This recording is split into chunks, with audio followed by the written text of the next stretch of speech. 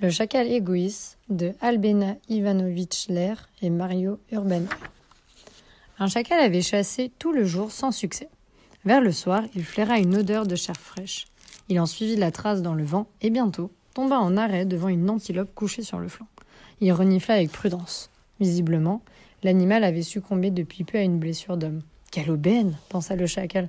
Au lieu d'appeler les autres animaux à partager ce repas, comme le veut le savoir-vivre des savanes, il décida de garder pour lui toute cette nourriture.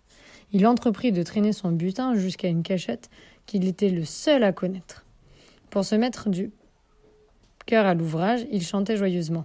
« Le veto pour traquer le gibier, j'ai fait bonne chasse grâce à mon nez, le génie des chasseurs est avec moi, je vais bien cacher ce butin de choix. » Son chant attira l'attention des autres animaux.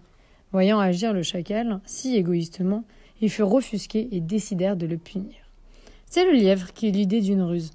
Il alla s'étendre au travers du sentier qu'allait emprunter le fuyard, ferma les yeux et retint sa respiration comme s'il était mort.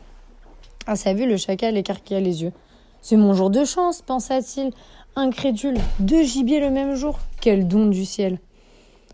Se ravisant, il se dit que l'antilope le nourrirait un bon moment. Il pouvait se permettre de dédaigner un lièvre. Dès qu'il eut disparu au détour du chemin, le lièvre prit un raccourci et en quelques bonds vint se placer à nouveau sur la route du chacal dans la même position de faux mort. Cette fois, le chacal se pinça pour se prouver qu'il ne rêvait pas. Il était vraiment aimé du génie de la chasse. Une telle chance ne s'était jamais vue. Dommage que tout lui vienne le même jour. Il poursuivit sa route, abandonnant le surcroît de nourriture.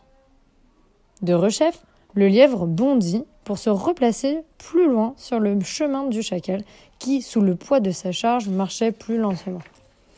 Aussitôt, quand ce dernier vit pour la 3e fois un lièvre étendu raidement sur sa route, il faillit s'évanouir. Il pensa à un mirage dû au surmenage. Puis à la réflexion, il se dit qu'une chance pareille ne lui reviendrait pas de sitôt. Il laissa tomber son antilope près du 3e lièvre et reprit le chemin en sens inverse pour aller récupérer les 2 autres dépouillés qu'il avait délaissés.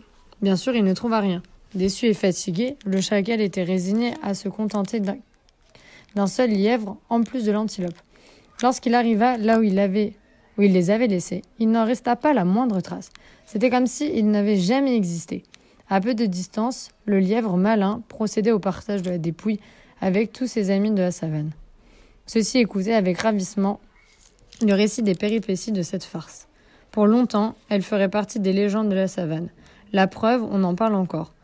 Qui veut vivre égoïstement peut finir dans le dénuement. Il ne suffit pas d'avoir la foi pour être sûr de ce qu'on voit.